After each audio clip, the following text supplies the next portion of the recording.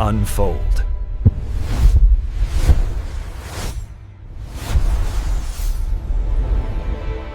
지금 대한민국 다들 초연결 사회라고 하잖아요. 근데 바로 그 이면에 좀 믿기 힘든 숫자가 하나 있습니다. 54만.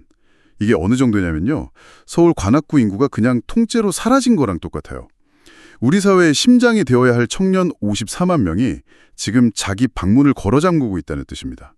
이건 그냥 요즘 애들 문제가 아니라 우리 사회 전체에 울리는 거대한 경고음 같아요.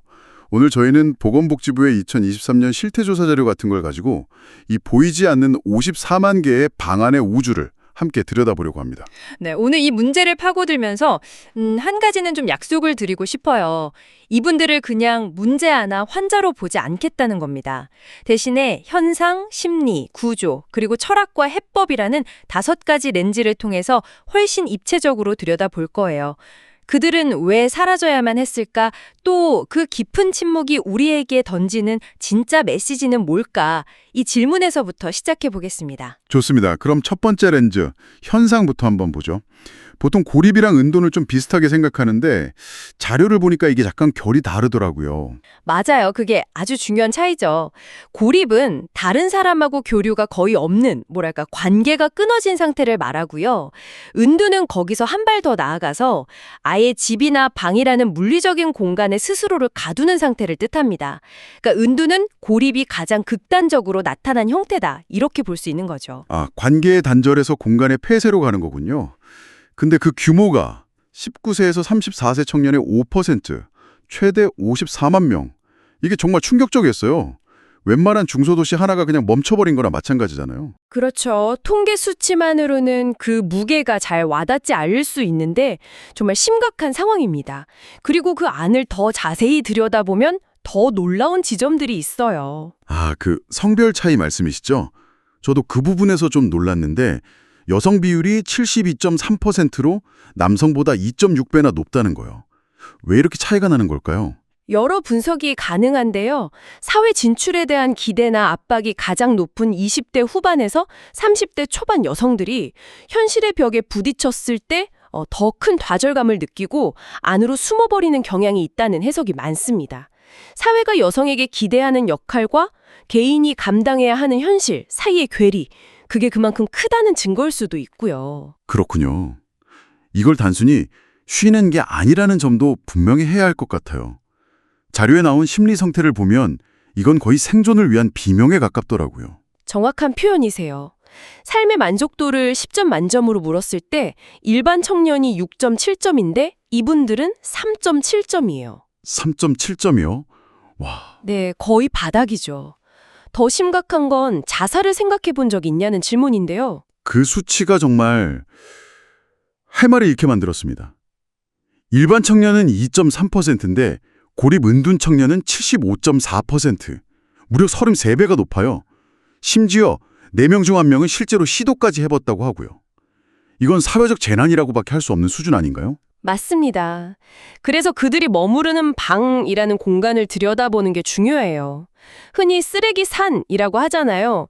배달 용기나 쓰레기가 방 안에 가득 쌓여 있는 모습이요. 그걸 보면 사람들은 보통 게으르다고 생각하기 쉬운데 그게 아니라는 거잖아요. 자신을 돌볼 아주 작은 심리적 에러지마저 완전히 고갈된 상태가 겉으로 드러난 거라고요. 바로 그거예요. 자기 돌봄 기능이 완전히 마비된 거죠. 시간 감각도 왜곡됩니다. 세상이 움직이는 낮에는 암막 커튼을 치고 모두가 잠든 밤에 일어나서 디지털 세상으로 들어가는 거죠. SNS가 유일한 창문인데 근데 그 창문으로 보이는 다른 사람들, 그 빛나는 순간들이 오히려 자신을 더 깊은 박탈감으로 밀어넣는 독이 되기도 한다는 거고요. 네, 은둔이 길어지면 세상 자체가 그냥 공포가 되는 겁니다.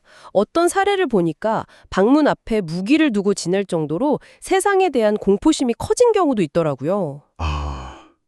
근데 이게 청년 세대에서 끝나지 않고 더 확산되고 있다는 게 진짜 문제인 것 같아요. 네, 바로 7040 문제입니다. 예정에 일본에서 8050 문제, 그러니까 80대 노부모가 50대 은둔 자녀를 부양하는 게 큰 사회 문제였는데 이게 한국에서는 7040 문제로 나타나고 있는 거예요. 70대 부모님이 버는 연금으로 40대 은둔 자녀가 생활하는 구조군요. 맞습니다. 이건 이제 청년 문제를 넘어서 노인 빈곤과 가족 전체의 붕괴로 이어질 수 있는 정말 위험한 뇌관이 되고 있습니다. 자, 그럼 이쯤에서 두 번째 렌즈로 넘어가 봐야겠습니다. 이 어마어마한 숫자들 뒤에 있는 심리와 구조의 문제 말이죠. 도대체 무엇이 이 멀쩡한 청년들을 방 안으로 몰아놓는 걸까요? 저는 사실 이 부분에서 제일 놀랐어요. 고립 청년의 75% 이상이 대졸 이상의 고학력자이고 심지어 학창 시절엔 모범생이었던 경우가 많다는 거예요. 상식과는 정반대잖아요. 그렇죠. 바로 그 지점이 이 문제의 핵심을 꿰뚫고 있습니다. 많은 전문가들이 한국 사회 특유의 부적응적 완벽주의를 지목해요. 부적응적 완벽주의요? 네, 이게 뭐냐면 완벽하게 해내지 못할 바엔 아예 시작도 안 하겠다는 식의 극단적인 흑백 논리예요. 아, all or nothing 같은 거군요. 1등이 아니면 다 실패한 거라고 여기는 마음. 맞습니다. 이분들에게 평범한 삶은 곧 실패한 삶과 똑같은 말이 되어버려요. 그러다 취업 실패처럼 현실의 격에 딱 부딪히는 순간 자기 존재 자체가 부정당하는 듯한 충격을 받고는 완전히 무너져 내리는 겁니다. 그리고 가장 안전한 곳, 방으로 숨어버리는 거고요. 그쵸. 그렇게 실패가 반복되면 결국 학습된 무기력으로 이어지고요. 아, 뭘 해도 안 되는구나 하는 생각이 내면화되는 거죠. 그 근본적인 감정이 수치심이라고 하던데요. 죄책감과는 또 다르다고요. 네, 그 둘을 구분하는 게 아주 중요해요. 죄책감은 내가 나쁜 행동을 했다는 느낌, 그러니까 행동에 대한 후회죠. 하지만 수치심은 나는 부족한 존재다, 나는 글러먹었다처럼 자기 존재 자체를 부정하는 감정입니다. 훨씬 더 파괴적이에요. 그런데 왜 유독 우리 사회에서 이 수치심이 더 강하게 작동하는 걸까요? 아무래도 체면 문화와 관련이 깊습니다. 실패를 그냥 개인의 경험으로 보지 않고 집안 망신, 가온의 수치처럼 집단의 문제로 확대하는 경향이 있잖아요. 아, 실직이나 시험 낙방이 우리 가족 체면을 구긴 사건, 이 되어버리는 순간 그 수치심은 개인이 감당하기 너무 무거워지는 거군요. 네. 그래서 다른 사람의 시선이 닿지 않는 곳으로 도망치게 되는 거고요. 그런 상황에서 SNS를 보면 정말 비교 지옥이 펼쳐지겠네요. 친구들의 완벽하게 편집된 성공 스토리를 보면서 자기 현실은 더 비참하게 느껴질 테고요. 심지어 갓생이라고 해서 열심히 사는 걸 칭찬하는 분위기마저 이들에게는 거대한 압박으로 다가온다는 분석도 인상 깊었습니다. 그렇죠. 개인의 심리뿐만 아니라 이들을 둘러싼 사회 구조도 출구 없는 미로와 같아요. 고학력자는 넘쳐나는데 그들이 원하는 괜찮은 일자리는 너무 부족한 노동시장 미스매치는 이미 고질병이 됐고요.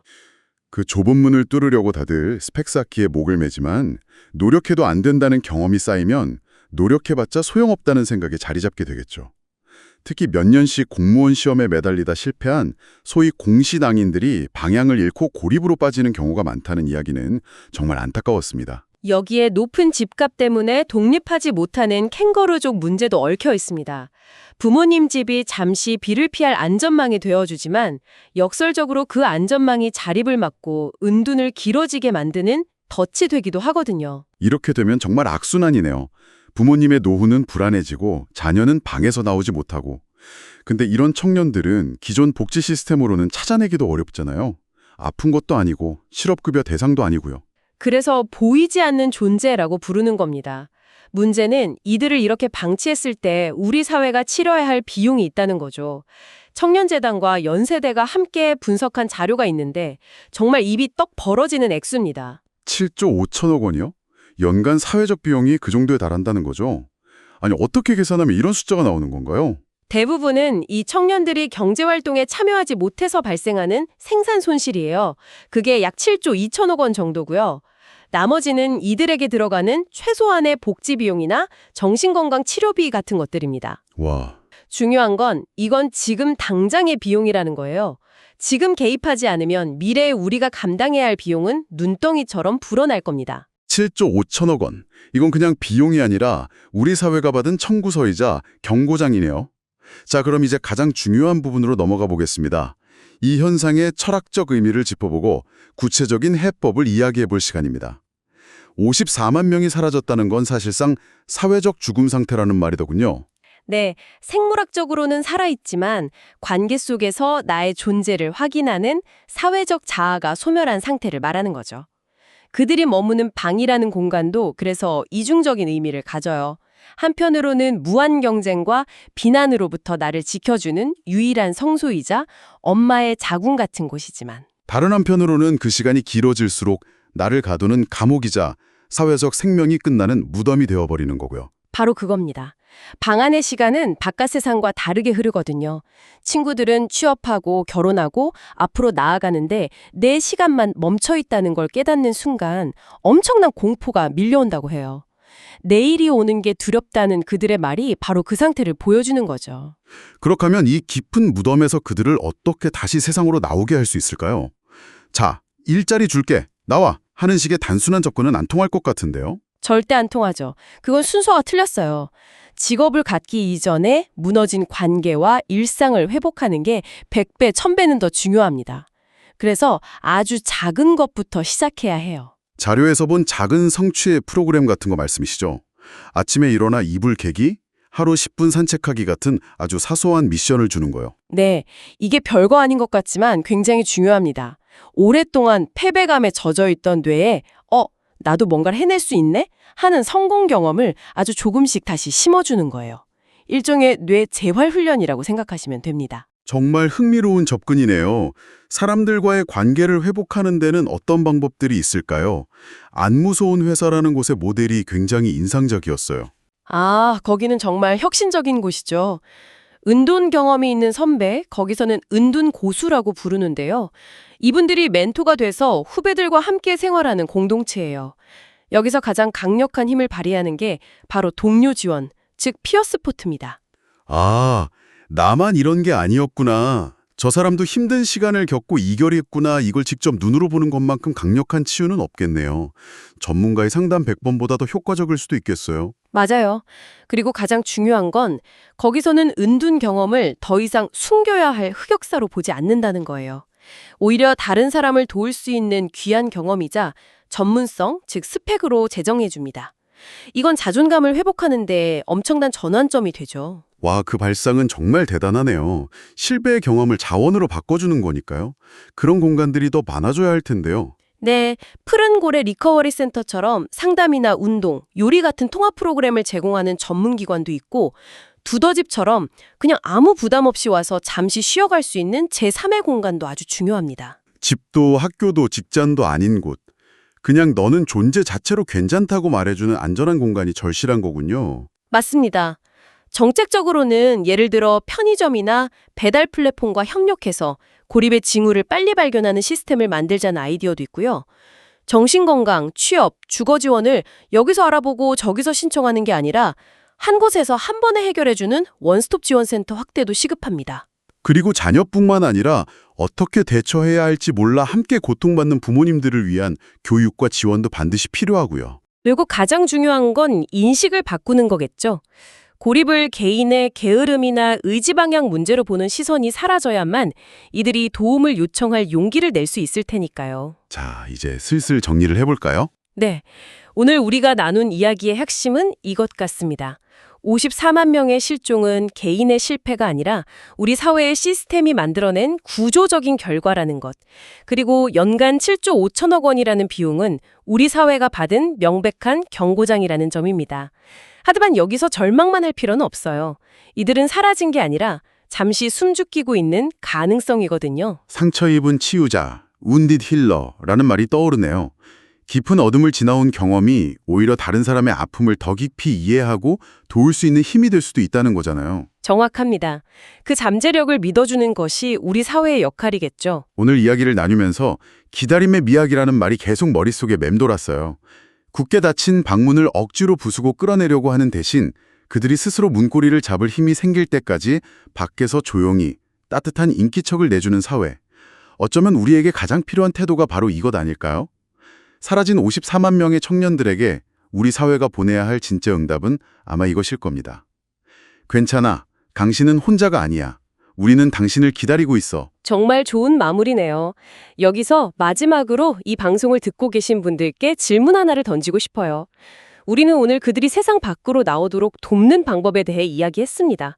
그런데 만약에 그들의 후퇴가 우리가 정상이라고 철석같이 믿고 있는 이 사회의 모습을 비추는 거울이라면 어떨까요? 그들뿐만 아니라 우리 자신을 위해 우리가 그동안 맹목적으로 달려왔던 성공과 인정의 방식에 대해 무엇을 되돌아봐야 할지 함께 생각해 봤으면 좋겠습니다.